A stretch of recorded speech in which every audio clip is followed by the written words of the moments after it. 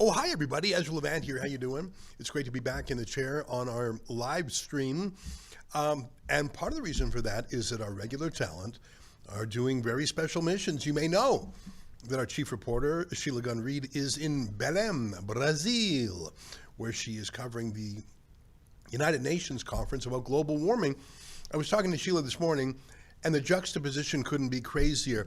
Belém is a poor city, or at least it has enormous parts of it that are poor, slums, where, I suppose the per capita GDP is less than $1,000 a year, probably less than $500 a year. They're very poor, and part of the poverty can be seen environmentally. The dirty air, dirty water, dirty soil, the garbage, the basic infrastructure that's not there. If you were trying to improve the environmental lives of the people in Belém, you wouldn't start with a colorless, odorless gas called carbon dioxide that plants require for photosynthesis and that humans exhale. You just wouldn't. You know what? There's Sheila right there on the scene. Very exciting to have her all the way down there. Why don't we play a little bit of Sheila just revealing what a monstrosity it is to have 50,000 jet setters coming in from all over the first world, all over the developed world, many of them coming in private jets as they always do, and meeting behind gated walls where just a few hundred feet away are the worst slums imaginable. Let's play a little bit of Sheila, and then I want to play a video that she's calling the fart pool, which is so gross, and I'm sorry to inflict it on you, but it goes to the fact that there are real environmental problems in the world. If you know Bjorn Lomborg, the skeptical environmentalist, that's his name and that's the name of his book, he says if you had $100 billion to fix an environmental problem, what would you start with? Would you start with clean technology? Would you start with emissions control? Of course not. You would fix lack of running clean water in Africa. You would fix lack of clean ways of cooking. He lists things that not only would make the world better, but would save literally millions of lives. Fighting carbon dioxide is not one of them. Anyhow, enough from me. Here, let's take a look at Sheila. Sheila Gunn-Reid for Rebel News, and I'm here at the port of Outeiro in Belém, Brazil. This is the site of the United Nations Climate Change Conference. To see all of our coverage and to support our trip and our journalism here, please go to rebelun.com. So why am I standing here drenched? Well, I had a story to get, and the story is those two cruise ships behind me. They were actually brought in as floating hotels. They're the MSC Seaview and the Costa Diadema. They're here docked at the port of Outeiro to house some of the 55,000 plus delegates that have converged on Belém, Brazil, to tell us that our summer road trips are the real problem with climate change. Now, when walking up to get the shot of the cruise ships, we went up to the terminal that was specially built for the climate change conference for these two ships specifically, and it is a high security affair. There was no getting down to the port. However, we did notice a sewage outflow.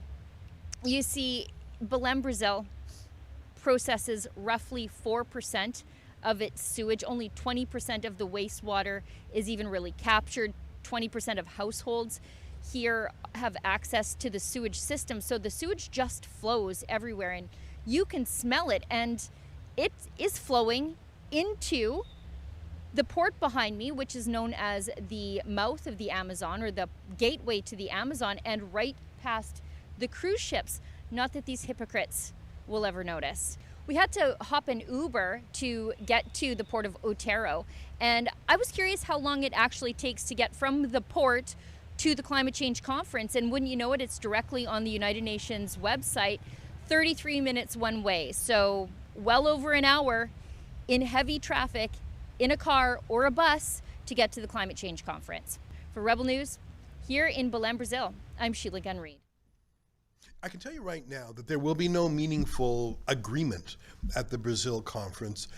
In fact, whenever Donald Trump is president in his first term, when he canceled America's commitment to global warming, and in his second term, he just literally the other day called it a hoax again, there's really nothing meaningful that happens at these things, because a lot of global warming policy is simply designed to hobble the United States and other Western democracies. And Donald Trump is not about to allow that to happen from domestic laws, let alone foreign edicts cooked up in the Brazilian jungle. What's so incredible to me is that some economically suicidal European countries do nonetheless. Germany is detonating its coal-fired power plants, and it even started shutting down nuclear power, which is insane. Nuclear is the most reliable, the cleanest. It doesn't burn like a fossil fuel. It's a different kind of burning. It does not emit carbon dioxide. If you are worried about carbon dioxide, and I personally am not, but if you are, nuclear is the ultimate solution, safe, completely reliable, no emissions. They're shutting down nukes, shutting down coal. Their wind turbines cannot replace that. And by the way, you can't make steel with the energy from wind turbines because you need extremely hot heat that you can only get from steel-grade coal.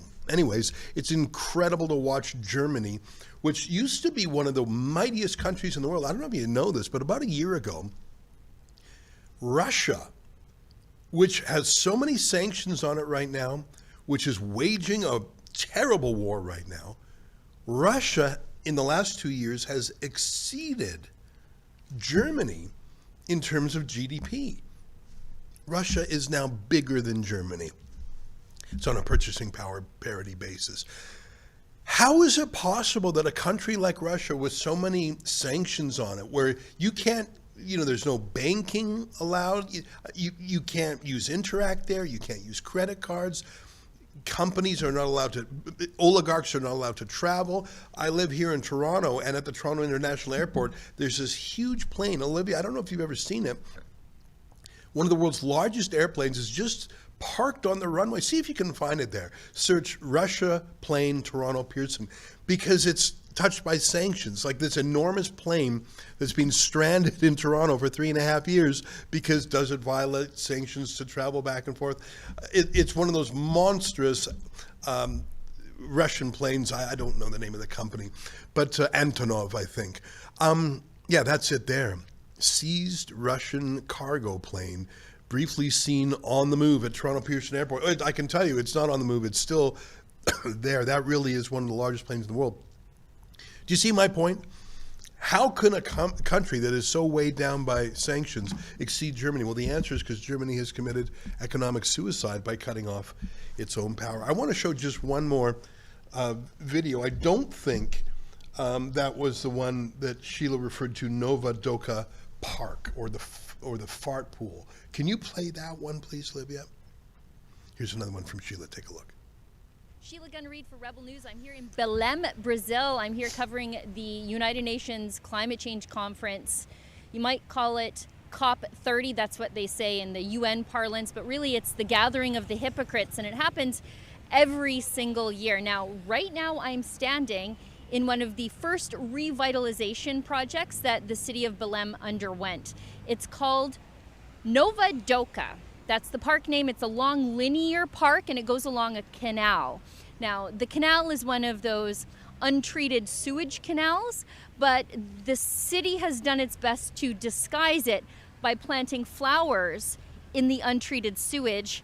And just in time for the United Nations Climate Change Conference, the sewage is actually claiming the lives of the flowers. It's called Nova Doka, but I'm calling it Fart Park. We were in this park initially on the lookout for the infamous fiberglass trees that were made by a Brazilian artist and erected in place of the trees that were slashed down to create the facility for the Climate Change Conference and the highway through the Amazon for the Climate Change Conference. I think roughly $5 million Canadian were spent on the fiberglass trees. I have yet to find them. I will, though, before I go home. Instead, I found what they're calling an eco tree.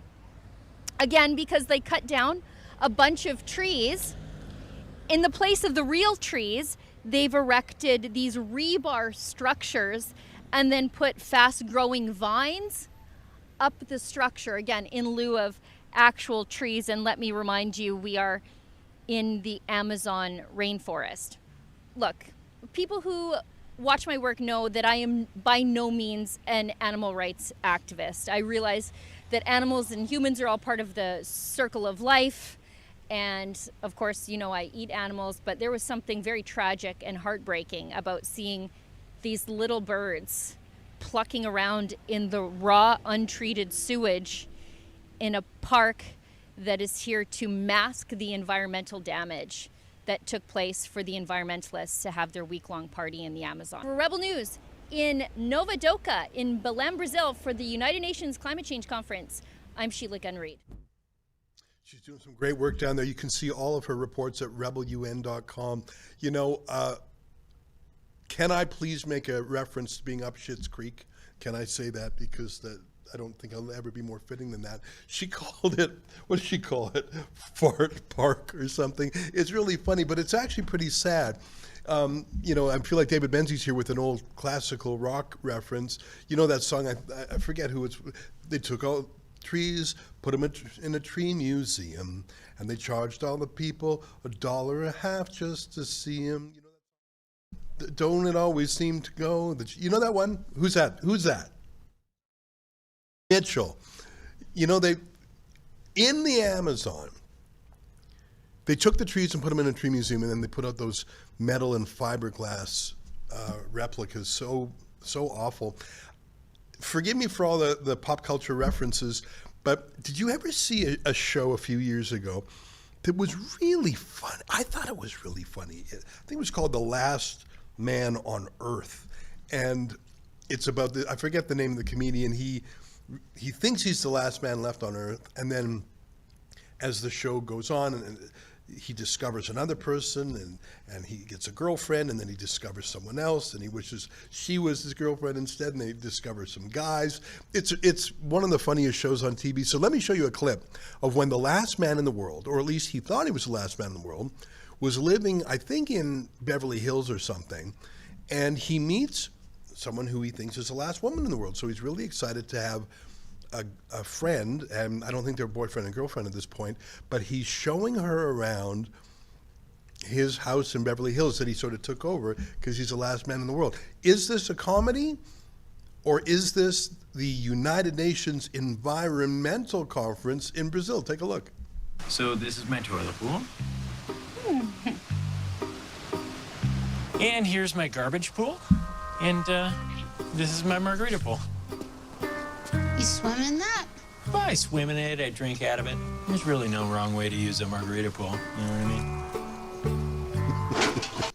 The grossest thing is the toilet pool. I shouldn't find that funny. I think the deadpan delivery there, and they're both great comedians and actors there. If you've never seen that, I don't know what channel you can find it on, but it's called The Last Man on Earth. I bet there's a ton of clips on YouTube. That's where I found that one. Hey, there's really no wrong way to use the margarita pool. I want to show one more clip from Sheila, just because she's so far away and doing such great work. I don't know if you heard, but like Belém, have you ever heard of Belém, Brazil before? Brazil is an enormous country. It's, I think it might be the fourth largest country in the world by population. And they speak Portuguese, and it's this whole planet. I was down there a year ago with Efraim Monsanto of our team covering a free speech protest, and it was fascinating to me. And one of the little surprises that I enjoyed was how few people spoke English. And I thought, come on, everyone in the whole world speaks English. Come on. No, not when you've got 350 million or 400 million, whatever it is, Portuguese speakers. There's no need. You have your own everything, your own music, your own culture, your own media. And it's actually quite hard to operate down there. Some guy, we bumped into him, spoke English, and he sort of agreed to be our volunteer interpreter for the day, which was pretty cool. Anyway, so I mean, we've all heard of Sao Paulo and Rio de Janeiro and Brasilia and maybe a few other cities. I had never heard of Belém before. I don't know, maybe I'm not as cultured or well-read as I should be. But one of the things I quickly learned, Sheila showed that they don't have room in Belém for 50,000 bureaucrats, diplomats, lobbyists, politicians. So they had a couple of big cruise ships. Those cruise ships can probably have 1,500 people each, right? So that's 3,000 right there. But to get to Belém, and to the conference, apparently, they hacked down a highway in the Amazon. This is a conference about preserving the Amazon and against deforestation. And you have to turn your thermostat down in the winter and stop air conditioning in the summer because you're emitting too much CO2, and somehow that's a problem, even though CO2 is plant food. So my point is, they cut down an enormous swath in the Amazon just to make a special highway just for this conference. Here's Sheila telling us all about it. Take a look. Sheila Gunn-Reid for Rebel News. I'm here in Belém, Brazil for the United Nations Climate Change Conference of Absolute Hypocrites, and I'll get to that in a second. If you'd like to see all of our reports and support our trip here, please go to rebelun.com. Now, friends, we found it. It was hard. They don't want you to see this. It's very difficult to find where we are on Google Maps. We actually had to find somewhere close and then Uber there. What's behind me is what's called Avenida Liberdade. Now, that means Freedom Highway, but it is the highway, the 13-kilometer highway that the government cut through the rainforest to alleviate the traffic, if you can believe that, for the United Nations Climate Change Conference. Now, this highway was first proposed in 2012, but it was put on the shelf back then because they said cutting a highway through the Amazon rainforest would be too environmentally precarious. But it's not environmentally precarious when the world's elites need a shortcut to their climate change conference. We would love to show you what this highway looks like from above as it carves its way through the Amazon rainforest, but we can't. And that's not because we don't have the equipment. We brought a drone with us, but because this project is so embarrassing to the government, they are not allowing drones to go up. In fact, last night in the city, we met a man who works security on this highway, and he said part of his job is shooting the drones down. So we could put our drone up, but we would never get the footage because we would never have the drone ever again. And I've got to be honest with you, I'm not against highways. I love highways. But cutting a highway through the rainforest, it could be problematic. But it's the least problematic thing I saw in the Amazon today, because right beside this highway construction site is, I think, what they might deem a resort, but the stench of garbage piled up here in the 32-degree heat was horrific. It's right in front of me. It's right along this little stream that flows into the Amazon behind me. As a Western Canadian, I think I live in one of the most beautiful, cleanest parts of the entire world, and I've traveled a fair bit in the course of my job. We're constantly being told that we're the ones that are destroying the environment, that we need to step up, that we need to triple and quadruple our efforts to fight climate change and keep the environment clean, whatever that means. But I don't know how someone could travel here for an environmentalist conference and not see that the rest of the world needs to step up first. For Rebel News, here in Belém, Brazil, I'm Sheila Gunn-Reid. Yeah, you know, it's very interesting. I have not gone to one of these climate conferences, these global warming conferences. Sheila has actually led the charge on those. I guess the first one she went to was almost a decade ago. It was in Marrakesh, Morocco. And she dared to ask a question, a prickly question, of some of the Canadian delegates. And so she was banned by the Canadian government, which began sort of a decade of censorship of the Liberal Party against Rebel. But as you can see, the real news in these conferences, not some boring position paper that is raised in some seminar hall. It's out and about where they don't want you to go. I did not know that they had anti-drone guns or whatever over that road, but it doesn't surprise me. We saw that just last month in Edgewood, British Columbia, where the police had set up military-style anti-drone technology to knock down drones. What has that got to do with ostriches or public health? Obviously nothing. It has to do with stopping the public from learning what's going on with the ostriches. Same thing here. What does knocking down drones over a highway have to do with anything? Anything global warming-ish? Obviously nothing. It's just about PR and optics and damage control. Anyway, I'm really glad that Sheila's over there. So that's where Sheila is right now, and that's why she is not here. And David Menzies is out and about also. There was a flag raising. That was today. There was also some Hamas supporters storming through Jewish residential neighborhoods yesterday. So David has been on that beat. Let's start with the latest. The Palestinian flag was raised at Toronto City Hall. And not just there, I know for a fact it was also raised in Mississauga, in Ottawa, in Calgary, I believe. So here, let's take a look at what it's like to see the flag of a country. It's not recognized by the United Nations as a country. We don't have any ambassador there. If I asked you who is the leader of that country and what its constitution is, you would be badab-badab-badee, because we don't know what are its borders, what is its capital. None of that is known.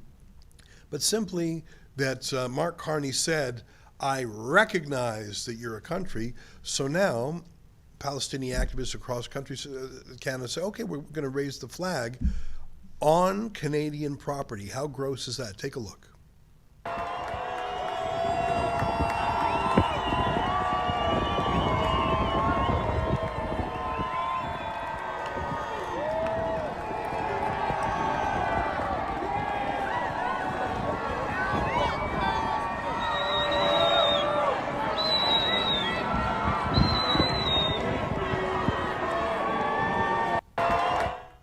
I thought I heard some booing there. Now, I saw one Canadian flag. I have never seen the pro-Hamas people carry a Canadian flag ever. So and I can see that it's a lady sort of who's not Palestinian. She may be a counter-protester, I don't know. But you can see that they're really not much into the Canadian flags. They're not really much into Canadian culture. They're not much into Canadian norms. If they could, they would bring Gaza over here. And I know that because of what they did yesterday. Dressed as terrorists, wearing masks on their faces, they moved from a main street, Bathurst and Shepherd, going down private residential neighborhoods. And they've done this for 2 weekends in a row now with the complete approval of the police. These are people carrying terrorist flags, masked up, screaming at locals. Here's some footage from yesterday, and it's in a Jewish neighborhood, but it's not an Israeli embassy there. There's no emanations of the Israeli state. They're just Jews. And don't for a second think that these protesters are about something as specific as a free Palestine. When the thousands of terrorists flooded in from Gaza on October 7th, 2023, and when they butchered the Jews, they didn't say, we're doing this for a new state. They said, we're killing the Jews. That's what they said, which makes sense because the charter of Hamas, which I suppose you could say would be the constitution of this new Palestine, it specifically calls for killing Jews around the world, actually. Anyways, here, let's see some of the footage. This is from David Menzies and Lincoln J. yesterday. And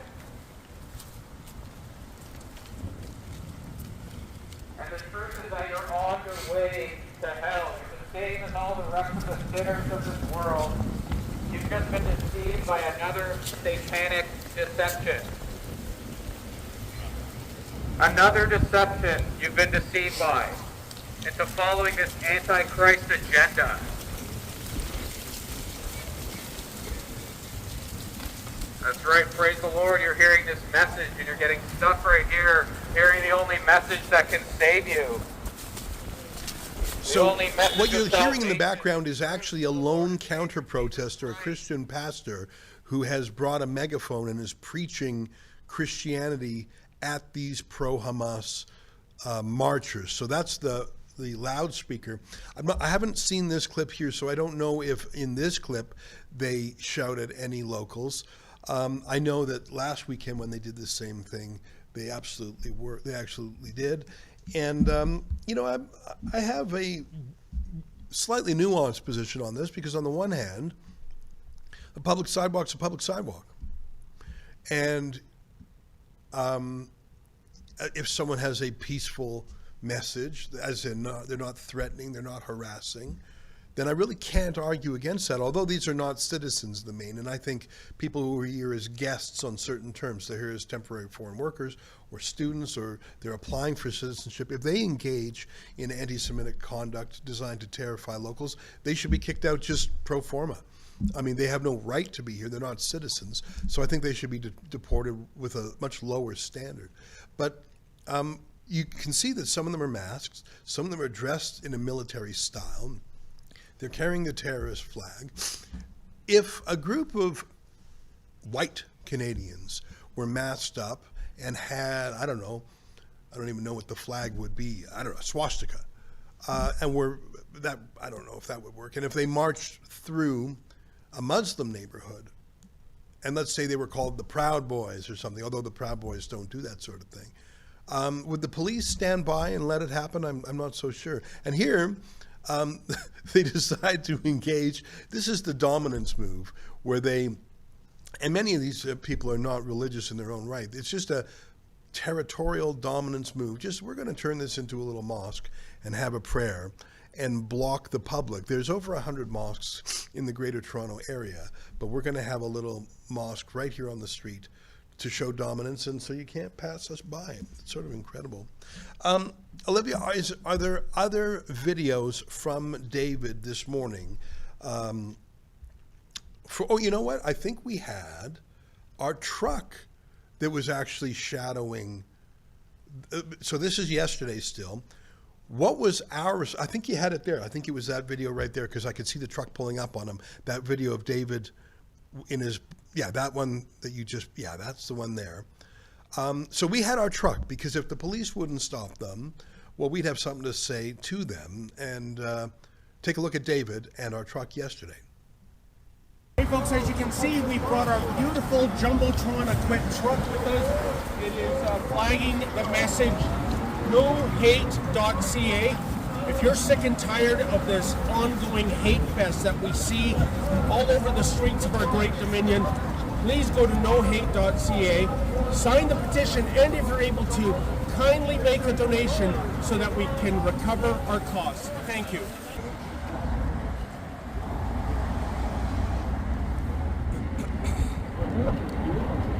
Curse upon those that curse will show everyone you are. So advocating for human rights. You don't advocate for human rights. I can't understand what you're saying. You're advocating for genocide. That's the problem. That's no problem. That's not what human rights is.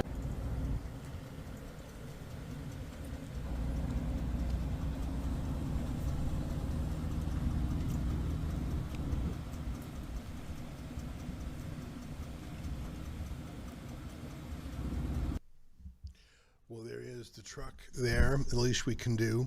And yeah, it's true. If someone's harassing you, call 911. I mean, not that the police will do anything, as we've noted before. The police act as concierges for these folks in a way that they wouldn't with any other group. They just simply wouldn't. I understand that a radical Marxist activist who used to be affiliated with the Canadian Union of Public Employees, his name is Sid Ryan, I understand he saw our truck today and totally flipped out at it. Olivia, have you heard of that? Do we have that footage, or is that just a report that we don't have the accompanying footage with yet?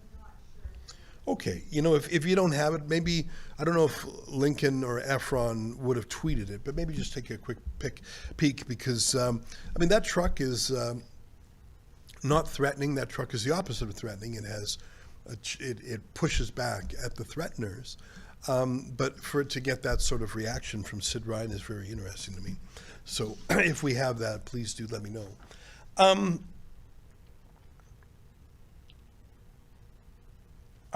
There is one video, though, and it's Karima Sad's video, and it's where they do encounter some residents who tell them to get out of the neighborhood. Do you have that one handy? I think it's a Karima video. So our reporter, David Menzies, was there with our cameraman, Lincoln, and Karima Sad was there, too, with her videographer. Here, take a look. But God, the man is love toward us, and that while we were yet sinners, Christ died for us. He died for me. The difference is that I believed and received the Lord and Savior Jesus Christ. Again, that On January loudspeaker 12th. is a Christian pastor. It's slightly confusing because there is one Christian pastor who's counter-signaling them. But here's a resident. Turn up the volume. Maybe we can hear the resident. The drugs That's who I was. I'm not some self-righteous individual. Any righteousness I have is from the Lord and Savior Jesus Christ. Keep going. Keep going. Get out of my neighborhood. And I'm grateful that I got saved. Because I had no peace trying to numb myself with was not promised to you 3,000 years ago. ignoring reality. Say hi to Karima for me. And I guarantee tons of you over there are doing the same thing. Hiding from the truth. Hiding from Jesus Christ, the one who created you. And the one who died It's a for you. cacophonous time between the pastor on the loudspeaker. Looks like the residents are unanimous. They absolutely don't want these Hamas protesters there. I think, and you can see one of them recognized Karima's cameraman there. Here's the cops just fine with it. I wonder if they would be just fine with it, like I say, if it was people threatening Muslims walking through a Muslim neighborhood. And by threatening, wearing masks, wearing military garb, flying the flag of a terrorist group. That's Toronto, but it's been going on the streets of Toronto for more than 2 years. Montreal too. And when you let something go on that long, you very clearly signal that you condone it, you tolerate it. That's the new normal. The Overton window has shifted. Something that would have been scandalous 2 years ago is now an of course, or for sure, or conventional wisdom. And of course that seeps, and because it's being given the imprimatur by politicians, by police, by prosecutors, by the press, it's normal. That's Canada now. And if you say, well, that's not my Canada, well, you're Canada. The past is a different country, isn't it? And so I saw a story of a young woman who was in Montreal, a Canadian who was getting her passport renewed. And I haven't had my passport renewed in a long time, so I sort of forget the questions. But apparently one of them is, where were you born? And I guess I've never really thought about it, because I was born in Calgary. But one young woman who was born in Israel was told that she can't put that down on her passport. Here's the headline from the National Post. Jewish Montrealer pushes back when passport officials tell her Israel can't be named as her birth country. That's totally insane. Now, is that story behind a paywall, or can we see at least some of it by pressing the link there sometimes? Here we go. Let's read the headline. Jewish Montrealer pushes back when passport officials tell her Israel can't be named as her birth country. Alternatively, she was told she could have indicated her birth country as Palestine.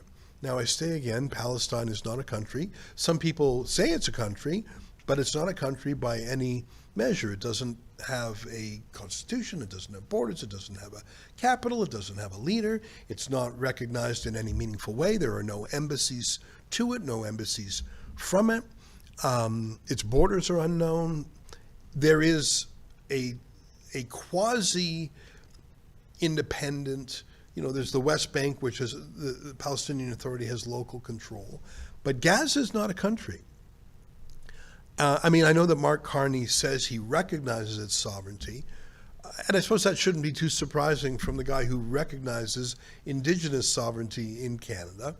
And now you have all sorts of questions about, well, who really owns your land in British Columbia? So when you make a vacuous statement like that just for PR wins, you're actually causing a legal problem. Put that story back up on the screen just for a second. A Jewish Montreal woman says she was told by a Canadian Passport Office employee that she could not indicate Israel as her country of birth because it is, quote, a conflict zone. Really? So is that how it is in Ukraine? Is that how it is in Yemen, in Sudan, in I don't know, there's got to be a dozen conflicts around the world. Have you ever heard of this before? Anastasia Zorchinsky is a Canadian citizen, but she was born in Kfar Saba in central Israel. However, she says in a November 13th video posted on X that the official told her because of the, quote, political conflict, we cannot put Israel in your passport. Alternatively, she was told she could have indicated her birth country as Palestine. Well, hang on. If it's about conflict, Palestine is in conflict, both political and military. Kfar Saba was one of several cities that was allegedly caught by this policy shift, including Jerusalem. Could you imagine? You're born in Jerusalem and they will not let you say that. Here, let's play just a moment of her Twitter video if we can. I don't know if you can click straight on through it, but this is the story. This is the video upon which this was based. Take a look.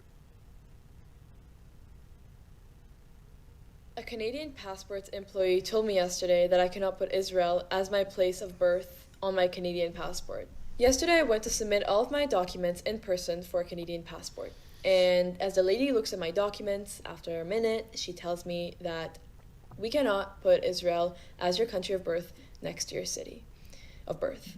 And I ask why. And she says, because of the political conflict, we cannot put Israel on your passport. So I'm just like, what? Like, how come? So if it was any other country written as my birth country, you could put that country in my passport. But only because it's Israel, you cannot put it there. And she says yes. So at this point, I'm very confused, and I really just start doubting that this is true. And I ask, okay, please show me the policy where it says that. So she's gone for about 5 minutes. She comes back with her colleagues, and they tell me that for my city, I can put Israel on my passport. But since Mark Carney declared a Palestinian state, some cities are eligible to be put as Palestine, like combined with Palestine as their birth country. So I ask, what are those cities? And he says, Nablus, Jenin, Ramallah, Jerusalem. In the end, after I questioned them and I asked to see exactly where it says what, they put Israel on my passport. But if I wasn't who I am, and if it was somebody in my shoes, and they were told that they cannot put their country of birth because of a political conflict, it's clear discrimination. And obviously I was also under some political influence by... That's crazy. I totally believe it. And I know in the United Kingdom, something called the Home Office, that's basically the Department of Everything. There's, I think, 600 or 900 people in a Muslim staff group whose explicit purpose is to get more Muslims in the Home Office and to promulgate Muslim views in the Home Office. And that's the group behind the proposed Islamophobia bill. That's the group behind the bill to legalize cousin marriage. So it is a political force within a force. And this is not some conspiracy theory on my part. They have this membership group, this affinity group. And anyone who works at a large corporation will not be surprised by this. African American group, indigenous group. I mean, we've been breaking people up into these groups for a long time. But it would not surprise me at all if that's what was behind this, if this was a policy just invented by, I don't know who it was. I don't know if it was a Muslim staffer. Frankly, some of the most pro-Hamas people in Canada are post-Christian white liberals. When I was at Columbia's anti-Semitic pro-Hamas encampment, the vast majority of people there were not Arab or Muslim. They were white Marxists. They were trans activists. I was shocked how many young Asian women were there. There was just something that I did not expect to see. And once you see it, you can't unsee it. It's just how many of these radical activists are young Asian women. How did that happen? I don't know. I don't know the answer to that. In fact, I think one of the women who was arrested last week for storming an event in Toronto, at Toronto Metropolitan University, was a young Asian woman. How did that happen? How did people who grew up in a Chinese or Korean background become weaponized in such a woke way? I do not know, but it is an interesting phenomenon. But like I say, if you tolerate this stuff on the streets and even protect it on the streets, don't be surprised if it seeps into other institutions. Here is just a tiny example, and it would have been lost were it not captured by Kareem Assad, the citizen journalist. You heard earlier the loudspeaker of the Christian missionary. That's unusual. Mostly the loudspeaker is these Hamas activists, and they use the loudspeaker every week at the corner of Bathurst and Shepherd, and they use loudspeakers when they shout at synagogues. They use loudspeakers to shout at Jews. So loudspeakers without permits is something that the pro-Hamas people use all the time. But there was a loudspeaker yesterday that proposed to play the Canadian anthem. Well, the police would have none of that. Here, take a look. Don't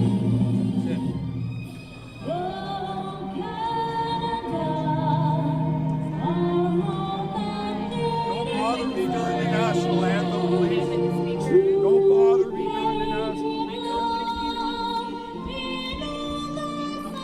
Just play the national anthem and I'll shut it off.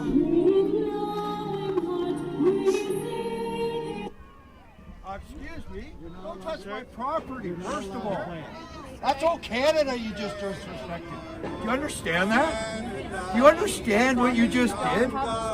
You disrespected our country, ma'am. God keep our land glorious and free. There's no amplifier. Oh, Canada, we stand on guard for thee. Oh, Canada, we stand on guard for thee.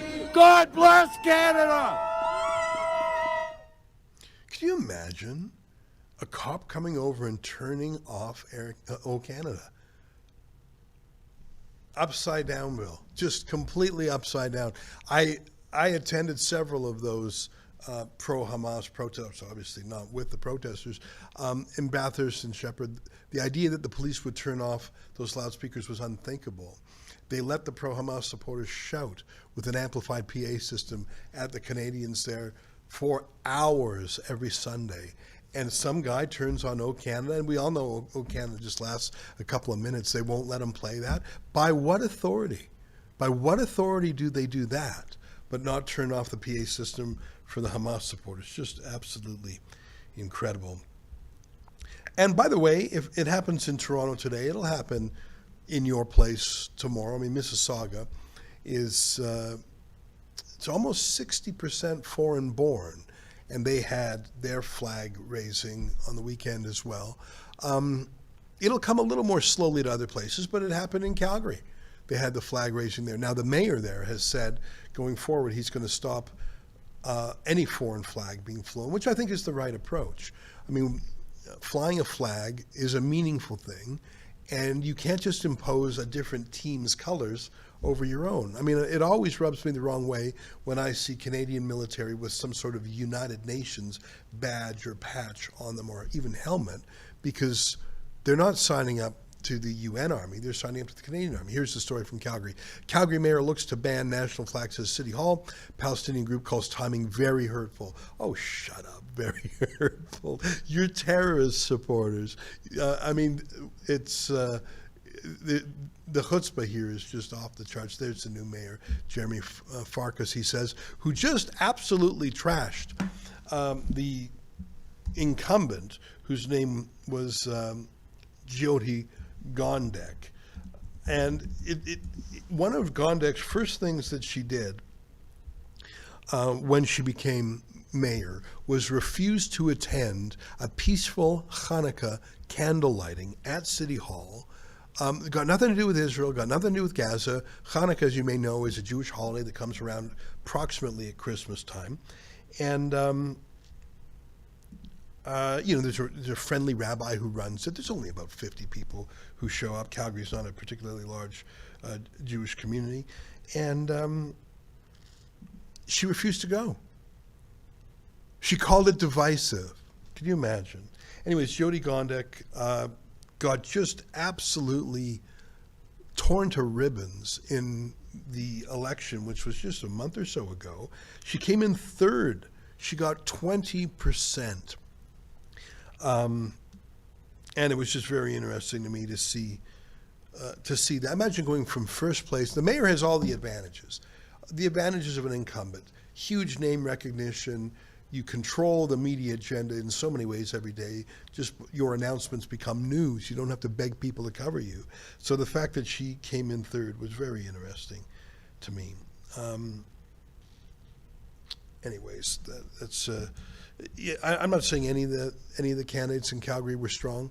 Let me read this from Jeremy Farkas. He's the new mayor. He said, Calgary's flag policy means any country recognized by Canada may have their flag flown at City Hall on their National Day, but national flag raisings are now creating division. Next week, we'll move to end national flag raisings at City Hall to keep this a safe, welcome space for all. This goes to one of my eternal points, which is the flag raising is irritating. The flag raising is symbolic. It's just like the territorial acquisition of deciding we're going to pray in the street now. We're going to pray outside the giant Catholic Basilica in Montreal now. 100 mosques in Montreal, we're going to choose to pray outside the Catholic Church instead. Those are irritants. Those are problems. But they're second order. They're second layer problems. The core problem, the original problem, the primary problem, the main problem is that we have brought in millions of people to Canada who either don't know anything about us, don't care anything about us, and in many cases hate us. We're bringing in people from countries, by the way, where there are no Jews. There are no Jews in Afghanistan. There are no Jews in Syria. There are no Jews in Sudan, no Jews in Somalia. There are no Jews in any of those places. But all those countries, can you look it up? Pew Research, P-E-W, Research, Anti-Semitism by country. I bet you'll find it pretty quick. It's been a while since I've looked it up, but Pew Research, which is it's actually a tiny bit liberal, but it's very mainstream. It's got a lot of authority. They do polls around the world, which I think are quite interesting. And they ask questions including how do you feel about women's rights? How do you feel about gay rights? Their gay rights poll is just amazing. Basically, everyone in the Muslim world wants to kill gay people. Not my opinion. That's the opinion of the people in the Muslim world when Pew asks them. So, yeah, we're not looking for harassment. We're just looking for anti-Semitism by country. The Pew Research. If you can't find it, don't worry about it. But it's been a while since I've looked it up. So it would be a chart or a graph. Anyways, we're taking people from the most violent places in the world, Somalia, Afghanistan, from some of the least educated people in the world, and people who hate women, gays, Jews, whatever. We're bringing them over by the million. And we don't vet for any of that. I don't know if you know this, but you do not go to a meeting when you become a Canadian. There's no in-person vetting. There's no hearing to decide your case. You just fill out the paperwork online, and you're brought here by the million. And so you can say, hey, guys, you're not allowed to wave your flag on City Hall. Okay. You can even say you're not allowed to pray on the city streets. Okay. But you're just dealing with symptoms. The problem is mass immigration of people who hate us. And when I say hate us, they hate the Jews extra dose. But they hate Canada too. That's the terrible coalition that has formed over the last few years. I saw it very profoundly when I was in the United Kingdom a year ago. I went to a huge pro-Hamas rally. It must have been 150,000 people in it. And it was 90% immigrants. But it was 10% old white socialists, communists, Socialist Workers' Party, union radicals, woke activists. And they just want to burn down the place, and they see that the strong horse is Islamic extremism. 30 years ago, or before the fall of the Berlin Wall, it would have been the Soviet Union. In the 70s and 80s, the disarmament movement, as it was called, was... here's some video footage of... Yeah, put the sound up. This is me when I was at this huge pro-Hamas protest in the UK. Take a look. I was in the protest, but I didn't see a single Union Jack. I didn't see a single British flag. I saw thousands of pro-Palestinian flags. I saw an enormous number of signs condemning Israel as a terrorist state. Some of them went far beyond that, calling for a violent intifada revolution. Some of them implied that the Jews themselves were Nazis. You have to be careful when you're an independent reporter in the thick of it like that, because the police were not nearby. They were a block or a block that way or that way. There was no police visible presence at all. I did a video earlier today where the crowd suddenly turned on me for no real reason. And it was a bit of a panic because, I don't know, if you say you hate Jews, if you say you believe in a violent intifada, maybe you actually mean it. I want to show you some of the images I saw and we were walking by a McDonald's restaurant. It's just a McDonald's restaurant. People were popping in for lunch, but it became the target for hatred. And as all the marchers walked by, they started talking about boycotting McDonald's and Starbucks too, apparently.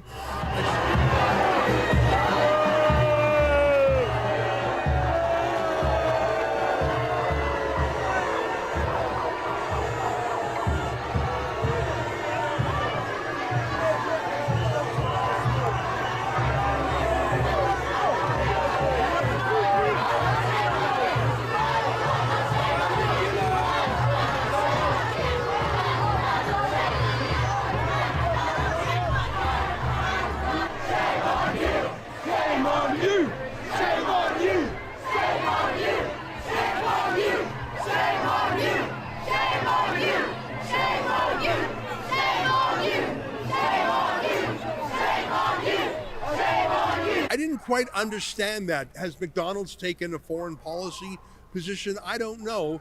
But people inside were shaking their fists at the people inside. They were filming some of the kids inside, and they were stickering all the windows. I was worried that something more dramatic would happen, that maybe a window would be smashed, or that there would be a stampede of protesters into the McDonald's.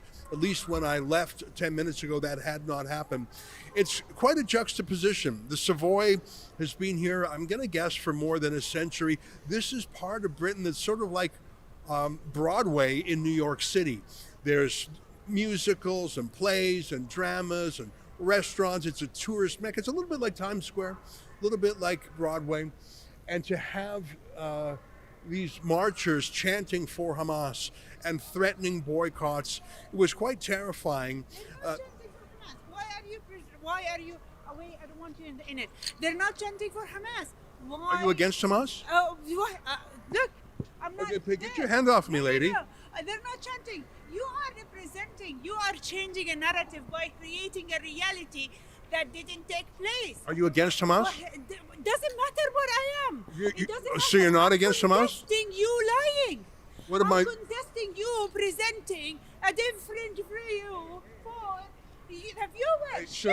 Would you like me to call the police? If you're going to assault us, I think we're going to call the police. I don't want to be fed. I'm not turn it off now. Turn it off now. So you are a liar.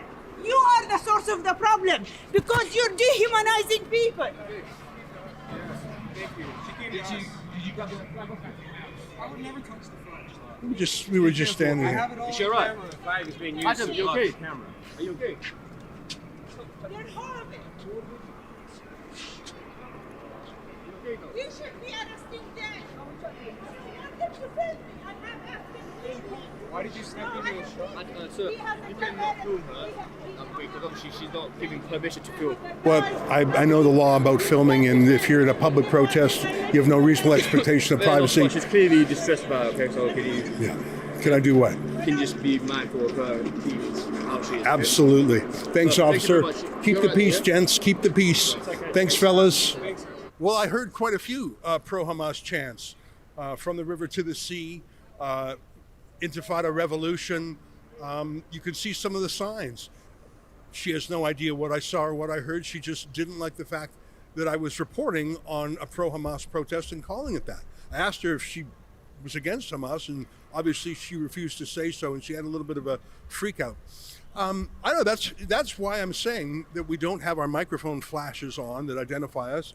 And the only reason I'm doing this video now is because behind us is a van full of cops. Earlier today, I was amongst the protesters and there was not a cop in sight, and I minded my P's and Q's. I don't think I would do well in Gaza. I think I'd be killed pretty quickly. And there apparently are parts of London where a reporter who calls a pro-Hamas rally can get pushed around. Wasn't really afraid of that woman. I think she was more angry than violent, but it was a flavor of what the day has been like. Hey man, I'm gonna go to McDonald's and Starbucks because I'm hungry. For Rebel News, it's Ezra Levant. Wow, I remember that day. There was a time when I was just jam-packed amongst the protesters. I mean, you could barely move. There was not a cop in sight, and had I been accosted in that way, I probably would have been torn to shreds. Hey, I see a super chat has come in by Twinks, $5, who says, national injustice is the surest road to national downfall. William Gladstone, thank you for that. I think Canada is a very just country, probably one of the most just. And by just, I mean it's a place of justice. I think people have come here with their grievances to turn this into a new battleground, because what a prize to win. No one wants to live in what Donald Trump calls the shithole countries. No one wants to live in Bangladesh or Pakistan. There's no Canadians applying to live in Syria, Somalia, Bangladesh, Pakistan, Sudan, Libya. No, the traffic only goes one way. And in one sense, you can't blame them for wanting to come to the place where, it's clean and free and wealthy and healthy and friendly and a high-trust society. And some migrants come here and they want to be like the Westerners, but far too many want to bring their extremism, their sectarianism, their violence with them. That lady who accosted me in London is sort of a mix, isn't she? She's not wearing the burqa or the abaya. She speaks English. She looks like she could be a professional woman, but her deep tribal instincts remain strong enough to literally interrupt me and say, you're saying the wrong things. You have the wrong narrative. I'm saying my point of view, sister, and you don't even know what I saw. And she took it a little further, too. She was pushing me around a little bit, pushing the cameraman. Again, obviously we weren't hurt or anything, but yeah, that's not the British way. That's not the keep calm and carry on, stiff upper lip. That's not the British way. But you bring in 10 million, 20 million people into the UK like that, and it is the British way, because what is a country other than the people in it? And that's what's happening in Canada, too. We're starting later than Britain, but we're moving faster. I see we have one more super chat. Darth Bredgen 6162, sorry if I'm not saying that right, chipped in $20. Thanks very much for the generosity.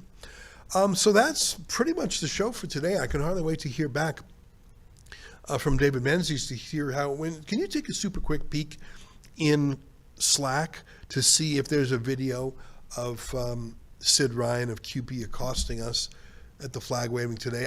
I just because it sounded so exciting. I don't know if we have the video in, if it's been digested yet, or maybe we have to get that from a different camera. But if it's there, let me know. I think that this is a massive challenge to the West. And it's funny to me that in the United States, on the Groyper right, on the troll right, the internet-only right, the terrible enemy is the Jews and Israel, and the two of them are blurred. And the Jews have been in the West since the exile from Jerusalem. The Jews have been in Europe for centuries. The Jews have been in America for centuries. And the Jews are the Jews. And, it's not a new phenomenon. There's about 1% of Canadians are Jewish, not even 1%. And Jews typically assimilate pretty well. On average, Jews are a little liberal for my taste, but it's not voting in a mob. To focus on Jews as the great enemy of North America, when you have marches like that one of 150,000 Islamists, and they're not just for Palestine, they're against Israel, they're against the Jews, to say, no, the Jews are the problem. I mean, I go to Ireland from time to time. Been there 6 or 7 times. There's 0.05% of Ireland is Jewish. About 2,000 Jews out of 5 million people. Like, you cannot find a Jew there. It's just how it is. And yet there are some people there who are obsessed by Jews. Not most, thank God, but some. When 20% of Ireland now is newcomers, with Bangladesh and Pakistan being amongst the biggest source of newcomers. So while you're focusing on, if you're the troll right, the Groyper right, the internet right, oh, those Jews, all right, you let me know when you've got 150,000 people marching through your streets calling for a terrorist group. I think it's a lot easier to pick on the Jews because the Jews won't slit your throat. The Jews won't blow you up with a car bomb. And I think the West is in need of standing on guard. I think the West needs to shore up its culture, its history, its traditions. I think my lucky star is every day that the West is Christian in nature. That's why it's so tolerant. But if you looked at that, I mean, I haven't looked at that video from the streets of London in a while. If you look at that video and you don't see the danger, I tell you, I think you're misguided. And that's why I think a lot of this new anti-Semitism is a psychological operation, an information operation to distract and project. And that's why Qatar is behind so much of it. Pay no attention to Hamas, to the billions of dollars Qatar is planting around the world. It's those Jews. I see a couple of comments from Twix, which I'll read before we go. Twink says, sorry to disagree, but Canada has blurred the lines between justice and politics. Cases in point, COVID mandates, ostrich killings, freedom convoy injustices, unjustified, Emergency Measures Act, unjust land expropriation. Okay, well, I agree with you on that. As you know, Rebel News has been fighting those. Well, it's the top of the hour. My time is up. Great to be with you today. Do we have an ad read? Because I certainly don't want to go without reading an ad from our sponsor. Do we have one? We don't have one today, so we rely on your generosity for your sponsorship. That's it. Until next time, on behalf of all of us here at Rebel World Headquarters, to you at home, goodbye, and keep fighting for freedom. Sheila Gunn Reid for Rebel News, and I'm here in Belém, Brazil. Why, you ask? To cover the United Nations Climate Change Conference, to see all of our reports, and to support our journey here to cover the United Nations hypocrisy.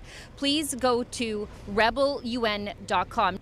I'm standing here in front of the Belém International Airport. Now, normally when we go to these conferences of hypocrites like the World Economic Forum, we're able to go to the local private airstrip where we can watch the elites of the world fly into the event. We aren't able to do that here because there is no private airstrip. In fact, in advance of the climate change conference, the Belém International Airport was upgraded to accommodate all those private and charter flights that are flying in and out of this Amazonian city. Now, 55,000 delegates, and then again, more activists and protesters have flown into the city.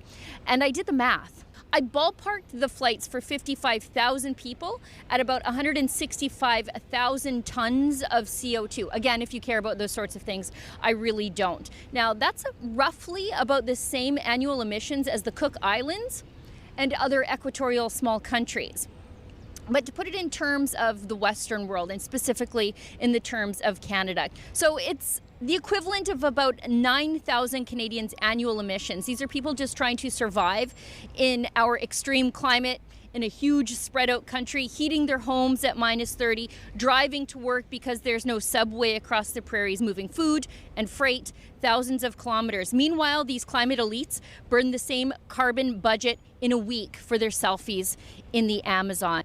You might be wondering about all the police cars and security staff behind me. This is where the world's elites will park their private jets, drive past, unironically, all the avgas storage tankers, and then come out the fence right there where all the police are there.